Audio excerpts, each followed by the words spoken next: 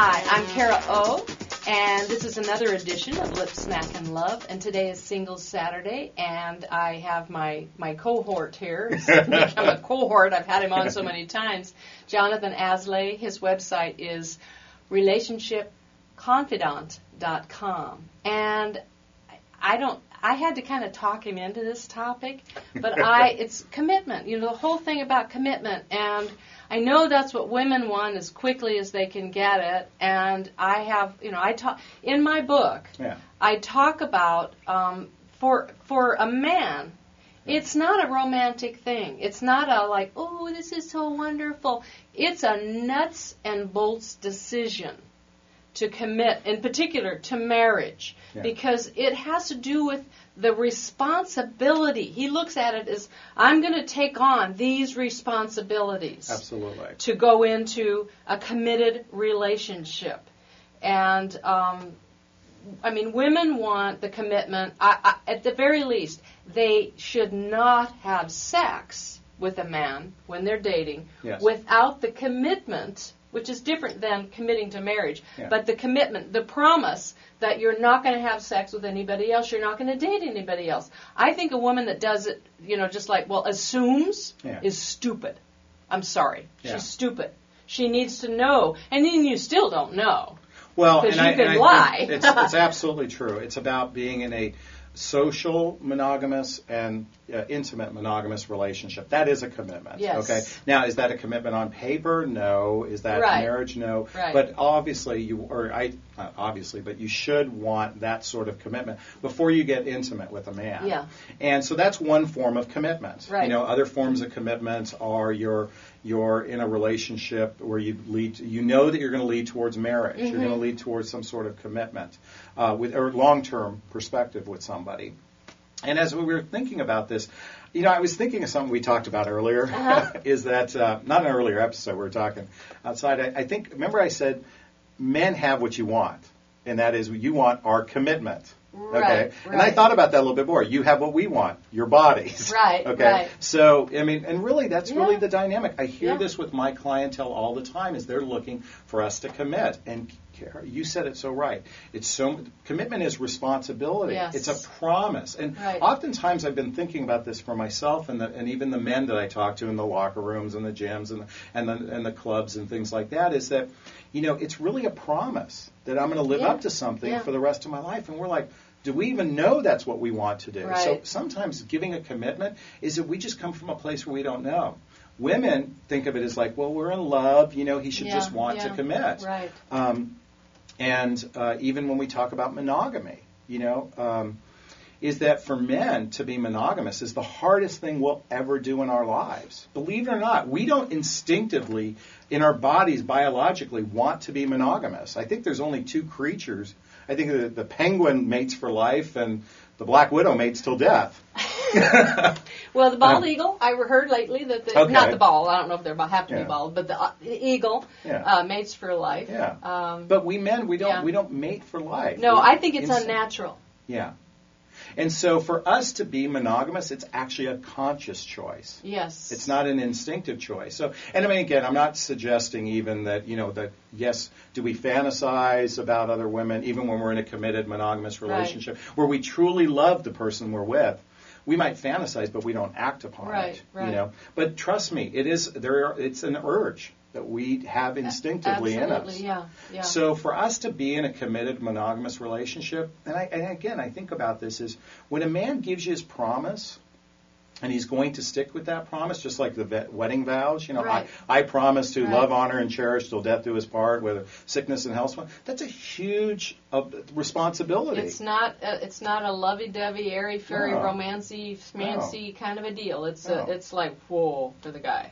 So I think if you understand the way we men think in this capacity, and understand that we don't think the way you do. No. Okay? And you know this, what I'm talking about. Absolutely, yeah. And so for us to even contemplate commitment and monogamy, I'm not speaking all men. I'm speaking generally about men, but some men are different than others. I think it's deep in the genes. Exactly. That's why I say it's unnatural. My background is cultural anthropology. Yeah. And in my studies in school and traveling even, around the world, and being in areas where there are, it's natural throughout history that mankind has been on this planet. It's multiple wives. That's the natural way. Yeah. And, women go, well, why does he always have to pick a younger one? Well, in those cultures he always picks, like, if 17 is the baby-making choice age, first time he gets married, maybe he's 18, and then he's a few years later, he can afford another wife. Yeah. It's not always everybody gets them, but it's going to be the 17-year-old, he's in his 30s, 17-year-old, he's in his 50s, 17-year-old. That's natural. Yeah. So that's part of the deal. But for a man to, one of the things, though, men have explained is that it's maybe for you, but for most guys, it's not that easy to find a woman to have sex with. It's like, well, they have to work at it, and it's all those rejections. We've talked about that before. Warren Farrell, I love him to pieces. He wrote a book called Myth of Male Power, and he says from the first eye contact to intercourse, there's about 100 steps where he can be rejected. Oh, yeah, absolutely. So it's like, we're going to get from here to there as quick as we can so we can get through all those potential rejections. You know what? There's truth to that. Yeah. I mean, it's a mission in some cases. Really, I know. It's like, oh, God, finally I can relax. Yeah. I got her. But, But can I share something with you? Yes, and please. Going back to, as we men get older, okay, I will say that especially you've heard the term sowing your wild oats. Yes. Doing all that. Yeah. After a while, when you've had all your fun, and I mean, it does happen. Yeah. It happens at some point in your life, whether it's 40, if you're 40, 43, 45, whatever, at some point, believe it or not, men want to settle down. Okay? Right. They actually want to go into a real nurturing relationship. So if you meet those bad boys out there, or the players, or that sort of thing, understand that that's just part of genetics. Part of their maturing and growing. And then they're going through their process. Yeah. And so when a man goes, and it's the difference between being a boy and becoming a man. Yes. And believe it or not, 18 years old is an adult by legal terms.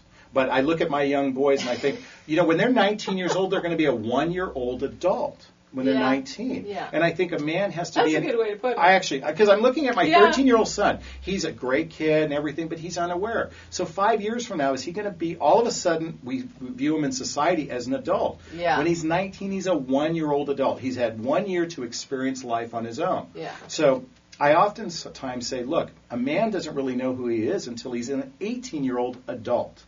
Okay? That puts him at 36 years old. I like that. That's I like the way how I you view think. it. I know. I love the way you look at things. I think you should be looking, if you're thinking about a serious relationship, you have to find that man who's an 18-year-old adult. Interesting. Very interesting. He's experienced life. Another piece I wanted to be sure and throw in here, and this is from my years of interviewing men and really, learning how they think, which is your specialty.